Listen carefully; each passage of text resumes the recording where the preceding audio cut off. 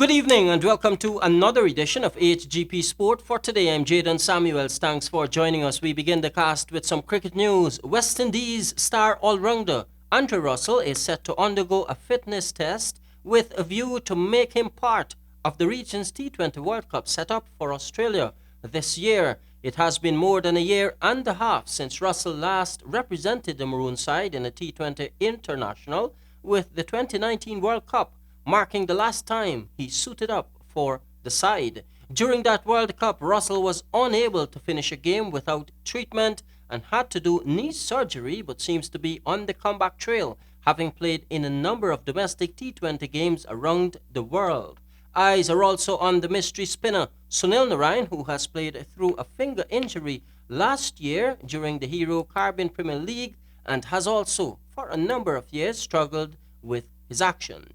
Cricket West Indies CEO Johnny Graves said the board will be keeping a close watch on how the spinner performs in the IPL and CPL tournaments.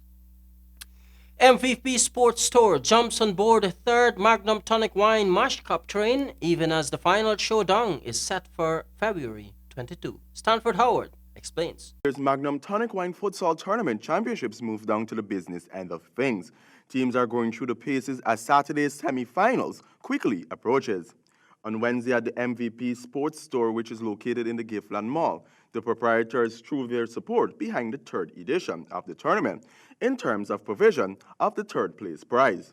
Ian Ramdio, owner of the sports store, said they are happy to be a part of the tournament. We've had this conversation on a few different occasions regarding different sports. Last time I think was track and field, but the commitment from us remains the same to athletes and to sports in Guyana, and we look forward to continuing this support. And we are very happy to see, different tournaments, different settings for our local athletes happening, so that they can continue to train and practice. Practicing is one thing, but playing games is actually a big part of the development of any sport or any athlete. Coordinator of the tournament, Ethan Griffith, said the semi-final round would be filled with much excitement come Saturday night at the National Gymnasium, and the final four teams are all set. Certainly, Saturday is going to be really exciting down at the National Gymnasium. As you know, the stage is already set. The four of the best teams are into the semi-finals, and we expect a very intense, very excited showdown there between the four community teams. We know Kingston is a big surprise meeting into the semi-finals. They sprung some surprise against some teams. Leopold Street coming through. We have Rio All-Stars, they're the new team recently formed last year, and they're into the semi-finals. We have Kingston, Ben Street, who is a former champion of the tournament. So we expect some keen competition there on Saturday. Troy Lambert, Rio All-Star coach, gives some insight into his team's preparation leading up to Saturday night's semi-finals. All I could tell you is that we're coming out to play some hard soccer on Saturday, because we ain't really underestimating anybody. We're coming up against Leopold Street, which is a formidable opponent, so most likely we got to come out and play some real hard, good football. You understand? We try to look ahead now. We really want to look back on the past, how we play and how we came, but we're there in the semi-finals, so you could expect some really good football from Rio football team on Saturday night. Coach of Ben Street, Kevin Lane, shone some light on his team's performance so far throughout the tournament. Well, what can I say is that my team consists of some seasonal players, and leading up to this tournament, we have all been preparing all the time, because most of our players are in the national team. And we always prepare because the national team have a continuous program, and all the players are fit. So when it comes to game time, it's easy because the chemistry is already there within the team, and we don't go out underestimating nobody. We just go out and play football to our best ability. When we 5 up, 4 up, then we could skin with it and play around, but other than that, it's strictly business. The winner of the tournament will pocket 600,000 Guyana dollars, while second place will pocket 400,000. Third and fourth place winners will take home 200,000 and 100,000 respectively. For HGP Sport, I am Stanford Howard. More football news. The Rupununi Football Association has started its Champions League season featuring 56 teams in Region 9. Here are the details. The 5th edition of the Rupununi Football Association Championship has commenced at the Culvert City Sports Ground in Tapachingaletam Region 9.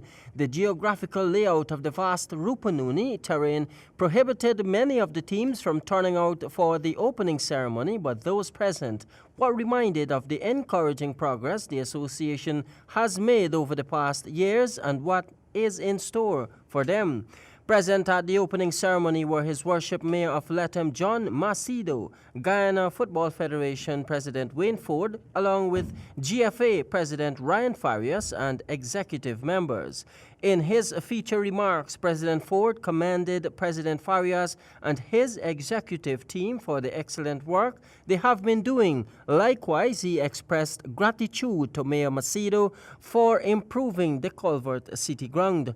The tournament will conclude on May 30 and will see some 28 male teams and an equal amount of female teams competing for the top place and bragging rights for the best in the Rupununi. The Guyana Rush Football Club male and Paiwamak Warriors females are the defending champions. JADON Samuels, HGP Sport. The Guyana Cricket Board Dave West Indian Imports 2020 Under 15 Intercounty Tournament commences Sunday, February 16 at the Lusignan and GCC grounds. The opening round will feature Demerara battling Essequibo at Lusignan, with the President's 11 facing the Berbice team over at GCC beginning 9 hours 30. Round 2 has Essequibo competing with the President's 11 at Everest, while Demerara will face off with the Berbicians at Lusignan on Tuesday, February 18. On Thursday, February 20, the tournament will move to round 3, where Demerara gets the opportunity to clash with the President's 11 at GCC, and Essequibo simultaneously engages Demerara at Lusignan as each team vie for the position in the final, where the two teams with the highest aggregate points battle for the title at the GCC ground.